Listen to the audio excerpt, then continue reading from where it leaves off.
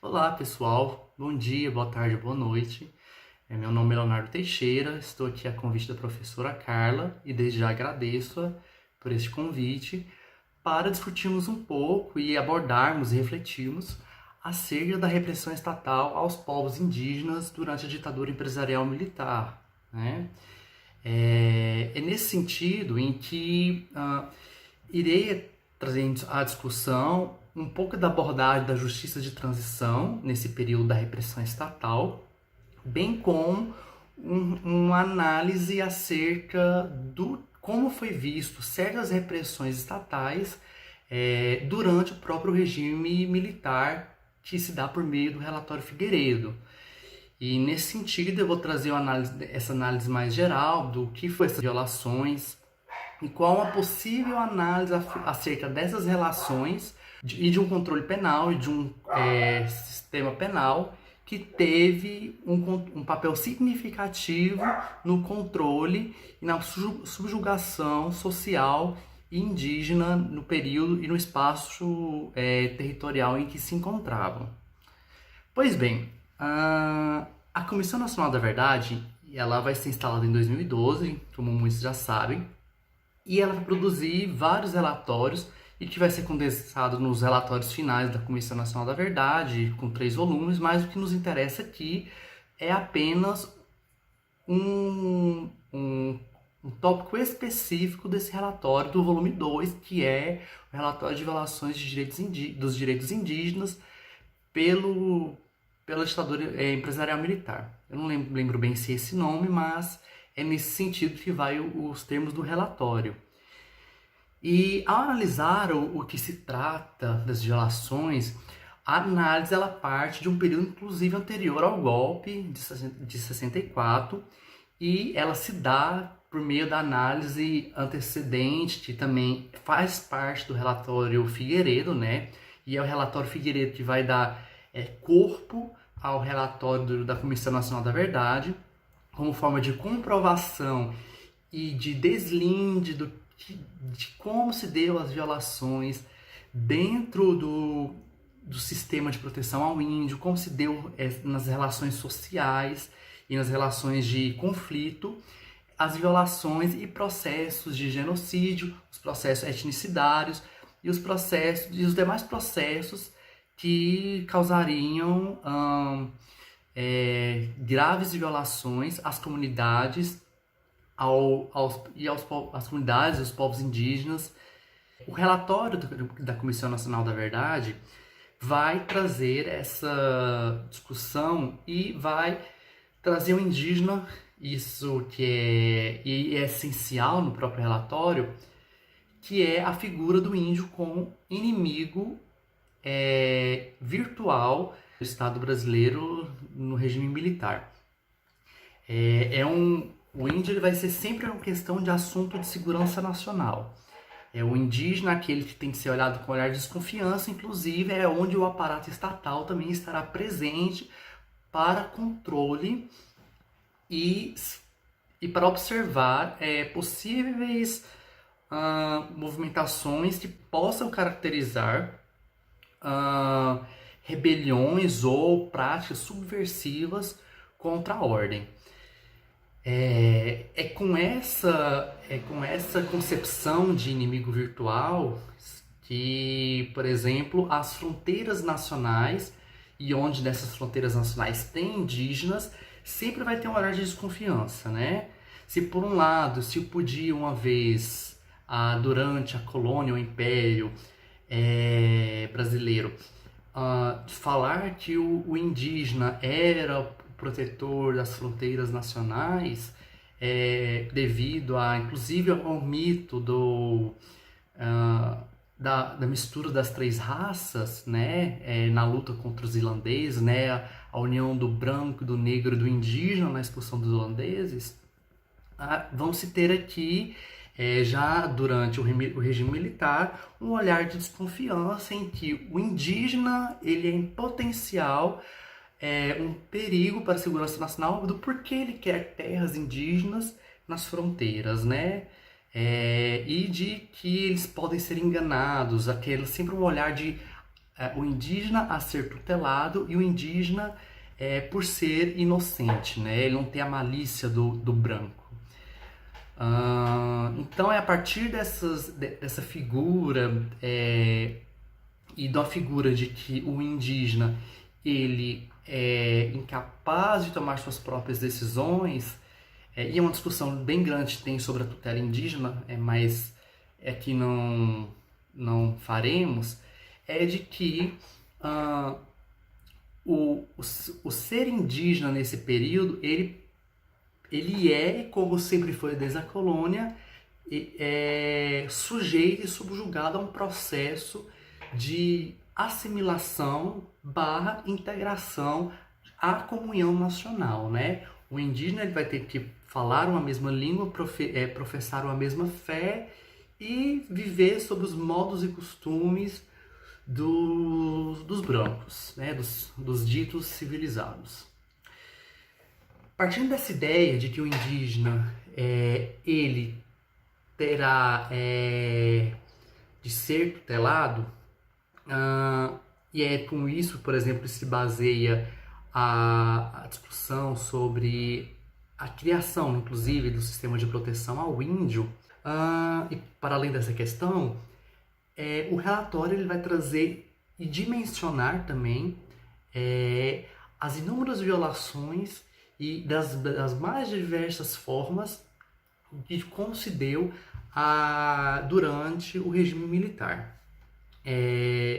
E aqui eu vou citar algumas para contextualizá-las, mas não vou estender dentro dessa discussão, porque eu pretendo adentrar dentro da discussão em específico da prisão Krenak e da guarda rural indígena, por fazer uma ligação mais com o objeto do curso, né, de um controle penal. Então, a questão das violações, elas vão ser fundamentais para a efetivação daquela ideia do progresso e do desenvolvimento, né? Mas sempre com questionamento: progresso e desenvolvimento para quem e para quê, né? Essa questão vai ser fundamental para poder compreender que as violações cometidas eram sempre em nome do progresso e desenvolvimento, como eu já disse, e que elas vão se dar das mais diversas formas, desde práticas de realização do contato, que era uma política inclusive adotada à época pelo Sistema de Proteção ao Índio e posteriormente pela Fundação Nacional do Índio, de uma política de contato em que, inclusive, quando não preparado devidamente, corria-se o risco de levar contaminação, doenças aos povos indígenas, que, inclusive, quando era feita de forma omissa, essas violações geravam uma dizimação, geravam mortes em massa de etnias e grupos específicos. Algo que foi muito comum à prática, inclusive em uma política que, infelizmente, hoje, ano passado, após anos, né, desde a redemocratização, foi abandonado e ameaça-se a voltar, né, em nome de levar a paz, em nome de levar a civilização, né. O processo genocidário ele vai ter uma característica nesse período fundamental, porque vai surgir no contexto internacional essa concepção de genocídio e, posteriormente, mais à frente, a concepção de etnocídio, né? Mas até esse período era a concepção de genocídio. E vai ser fundamental porque o Brasil vai ser alvo de muitas críticas internacionais, já que a imprensa nacional estava calada, mas de certa forma ela contribuía para a denúncia de alguns casos de violações contra as populações indígenas. E a imprensa internacional, junto com grupos de direitos humanos ou ativistas, vão realizar denúncias acerca de certas práticas de violações dentro das comunidades indígenas.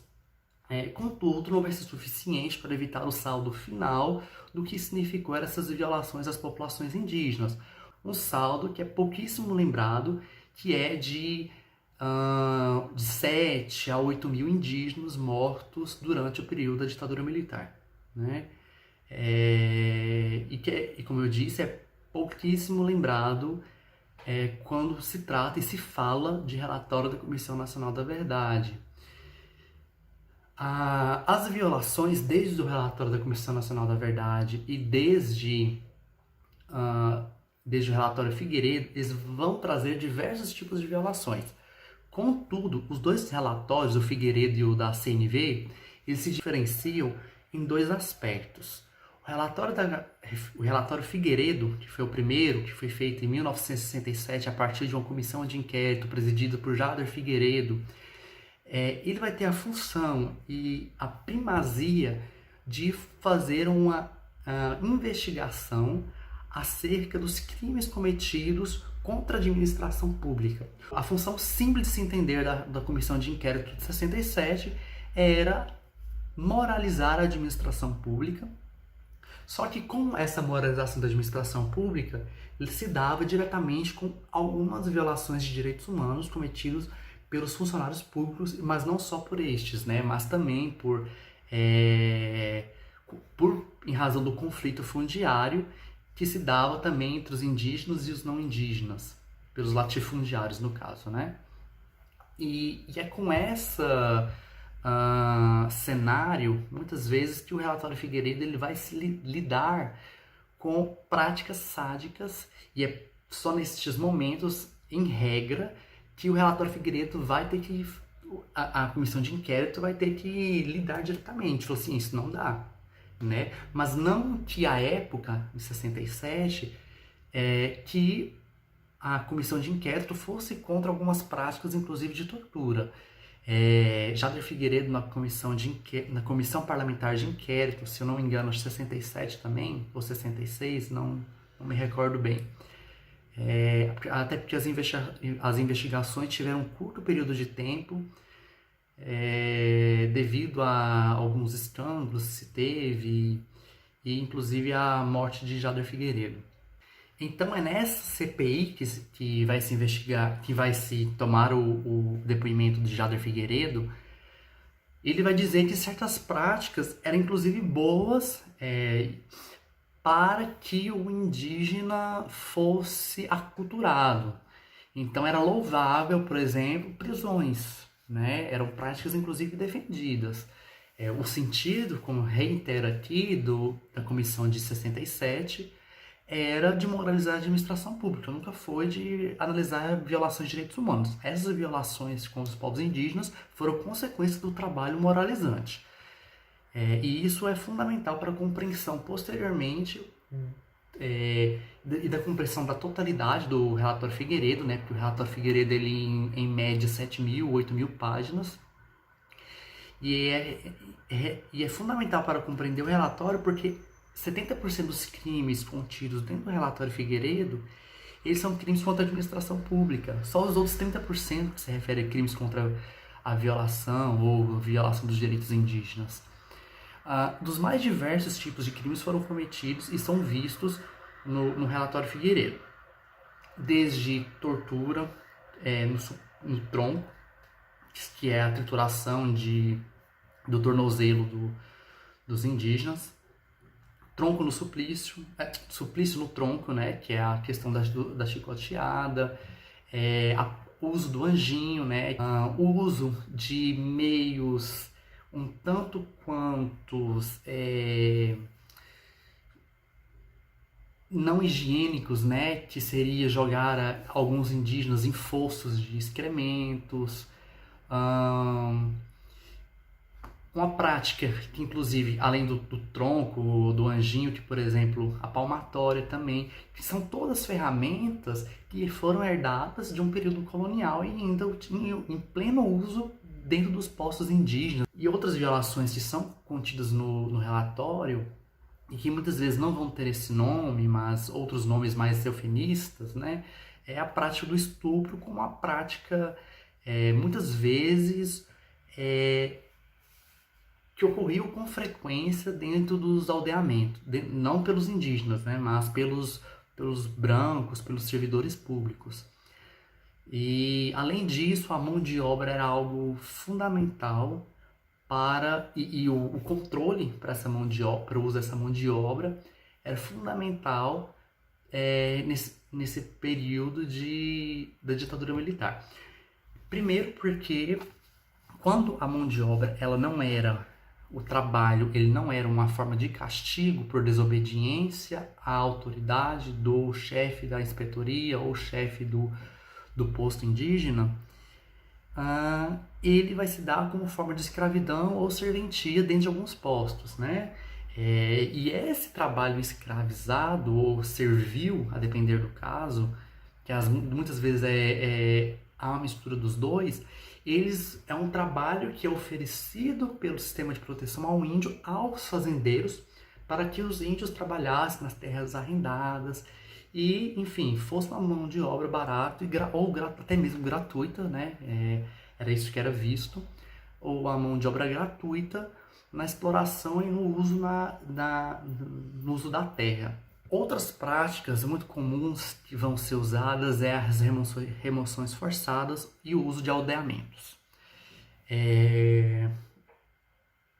Eu não vou mais adentrar em especificidades, eu trouxe alguns elementos e que são elementos essenciais para essa compreensão de que as violações se deram de múltiplas formas, não foi um único meio, mas só do trabalho, mas também sempre no viés de tutela, de castigo e de uso da mão de obra,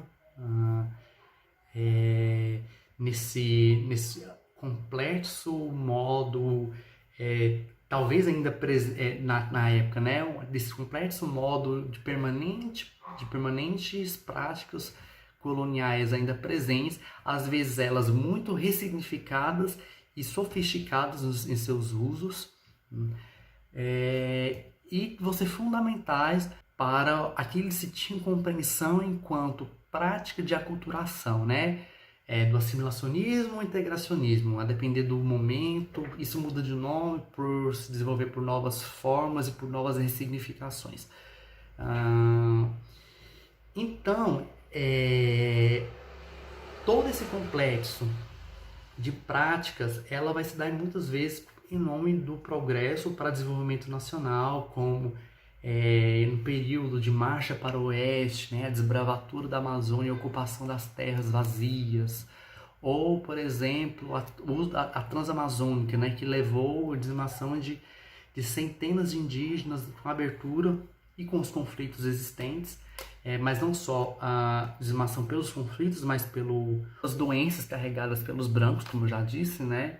E que não estavam preparados com médicos ou com medicações, e quando eram chamados não chegavam a tempo, e que não era tempo suficiente para acudir, né, esses grupos que estavam em extremo estado de vulnerabilidade.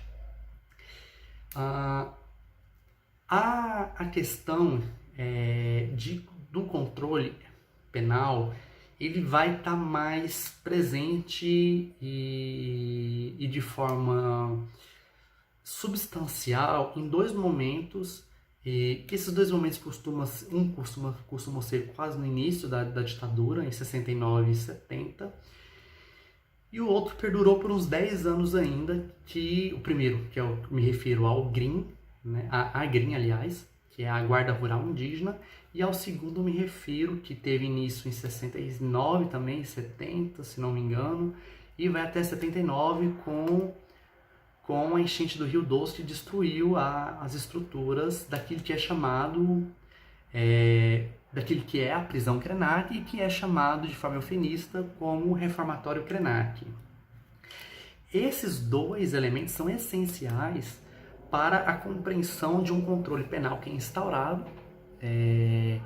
e usado como forma de subjugação e evitar possíveis práticas de insurreições ou possíveis práticas de levantes contra as ordens dadas pelos chefes das inspetorias ou contra ordens dadas pelo SPI, e evitar as rebeliões, né? Tanto a GRIM quanto a prisão Krenak, eles vão ter em similaridade essas duas questões, né? A GRIM, por esse caráter de formação de soldados indígenas para lidar com indígenas e intermediar a relação indígenas e brancos. Isso vai ser fundamental e necessário para os militares, né, por ter alguém que representasse eles que fosse indígena naquele espaço, e porque a função dos militares nesse quesito era tornar os indígenas soldados brancos, né, com ensinamentos de práticas de tortura, com o uso da lei da ordem, o ensinamento da lei da ordem para esses soldados indígenas e a lei da ordem dentro das tribos. A Green não vai durar por muito tempo, ele vai acabar desde logo devido às proporções que se tomam as violações pelo parte dos soldados e pelos conflitos que vão ter com a comunidade não indígena, porque envolvia práticas de conflitos, né? Ou não só práticas de conflitos, mas também a prisão de brancos, muitas vezes feitos pela Green, de que por coisas banais como dar bebida alcoólica ou chamar algum indígena para festa, muitas vezes não tendo alguma autorização para isso e acaba fazendo, então castigava os brancos ou castigava um indígena por ter bebido, né? Então eram todas práticas realizadas que a Green usava como forma de controle seu poder para estabelecimento de uma lei e ordem dentro das comunidades indígenas, né? E em um segundo momento, que é a prisão Krenak, que ela é mais, vamos dizer assim, ela é mais visível esse controle penal, porque antes da prisão Krenak, o que existia prisões, mas não eram prisões institucionalizadas e legais, como se tornou a prisão Krenak. Se tornou legal porque ganhou o nome de reformatória, né? Porque se fosse prisão, certamente nunca teria sido legal. Mas em prática era uma prisão. Então as prisões existiam e era como forma de controle contra insurreições, mas só que na ditadura militar ela vai ganhar outra proporção, sobretudo com a prisão Krenak, que era para controle social e controle da comunidade, porque a prisão Krenak ela da região perto de Governador Valadares, acho que é Redenção, na região de Redenção, em Minas Gerais, perto de Governador Valadares, em que a instalação da prisão por meio de uma idealização do presidente da FUNAI, presidente do Sistema de Proteção ao Índio, que era os Campos, a sua criação vai se dar dentro de uma comunidade indígena, a comunidade Krenak. E por que ela vai ser importante? E por que eu destaco a comunidade Krenak toda nessa discussão? Porque ela vai ser alvo constante dessa política de dizimação e vai estar sempre sob o julgo e controle do sistema penal, né? Do sistema de controle. Que inclusive para sair da aldeia tinha que pedir autorização. E se não chegasse na hora certa, era preso. Apesar da prisão não poder exceder 5 anos, não havia julgamentos e eram feitas de forma arbitrária e muitas vezes sem registros, o que deixava as pessoas presas por tempos, às vezes até mesmo, eu não sei dizer se era superior a 5 anos, mas que eram prisões que se mantinham de formas irregulares e de formas indeterminadas. Pois bem, a prisão Krenak ela vai ter um âmbito nacional em todo esse processo, né, de receber várias etnias dentro da prisão, mas ela também vai manter os indígenas Krenaks presos dentro de suas próprias terras. E isso vai ganhar uma proporção que um servidor à época, se não me engano, Rafael Borges, não lembro agora, é um servidor que já era da FUNAI, ele vai fazer um relato, e isso é trago no livro do Rubens Valente, Entre os Fuzis e as Flechas, em que ele vai falar que o que aconteceu com os Krenaks se assemelha, na verdade ele não usa Krenak, ele usa botocudos, e eu já explico por quê. Se assemelha ao campo de concentração nazista da Alemanha, que é o que se tem com a prisão Krenak, né? E por que o que tem a ver com os botocudos com isso? Os botocudos eram indígenas guerreiros do século XVIII e século XIX e que foram constantemente, devido a esse caráter guerreiro dos indígenas, né, eles foram constantemente combatidos pelas guerras justas durante a época da colônia e império, com diversas expedições de cartas régias para que fossem escravizados, que fossem torturados ou que fossem assassinados nessas guerras justas, né? E é com isso que os botocudos vão ser a cada vez mais dizimados do solo brasileiro. E que a última descendência dos botocudos serão os Krenaques. E os Krenaques, até antes do início da ditadura militar, eles já eram poucos e eles se situavam em um território. Posteriormente, eles foram removidos do seu território para um outro território que vai ser a prisão Krenak, antes da construção dela. E lá eles vão ser forçados, muitos vão se dissipar, porque era uma terra meio inóspita, né? Muito chuvosa, fria, em que eles não estavam acostumados. E os que ficaram vão ser presos dentro da prisão Krenak e depois, por um fim da prisão, vão ser removidos para outra terra. Então, no final, o que esse servidor da FUNAI vai falar é que sobrou entre média 10 e 15, né, indígenas Krenaks, e que isso se assemelharia ao que foi feito com eles, até porque eles estavam dentro da prisão Krenak, era que se assemelharia a campos de concentração. A prisão Krenak não durou muito, como eu falei, porque seu fim se deu por conta da enchente no Rio Doce, mas foi tempo suficiente para trazer um grande estrago. E eu vou trazer aqui, ler um trecho que o Rubens Valente trouxe no livro dele, acerca dessas consequências das marcas até hoje feitas pela ditadura e, sobretudo, pela prisão Krenak. As histórias não revelam apenas dramas pessoais, mas também revelam como a política de Estado afetou o curso da história de grupos indígenas inteiros, né? Isso é muito significativo, porque essa passagem que o Rubens Valente nos traz, ela se estendeu de várias outras formas, porque o uso constante de uma violência institucionalizada, de um controle efetivo que foi feito para a contenção de rebeldes, inclusive com assessoramento de inteligência nacional, para que contesse possíveis assembleias indígenas, né, para que reivindicassem seus direitos, reivindicassem que eles fossem menos violados, inclusive territorialmente falando, né? O que vão ajudá-los nesse sentido vão ser muito colaborações externas de grupos não indígenas.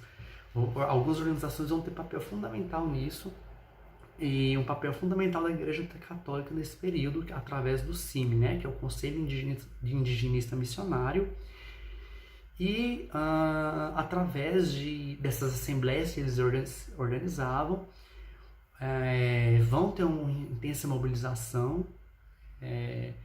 para que cessasse essas práticas de genocídio indígena, né, de desterritorialização, que inclusive vai ser muito marcante em âmbito internacional por denúncias ao Tribunal de Russell, à época.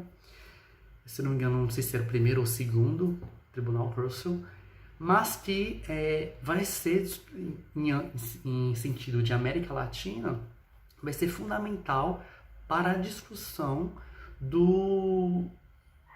e para chamamento da atenção dessas violações, e que vão se dar por meios de... essas discussões vão se dar também, inclusive, em âmbito internacional, por meio de congressos internacionais, e que, por exemplo, um manifesto, que é, inclusive, interessante, eu recomendo a leitura, porque traz de forma breve essas violações e essas indignações desse momento, que passa a ser um momento também efervescente de luta e de muita resistência.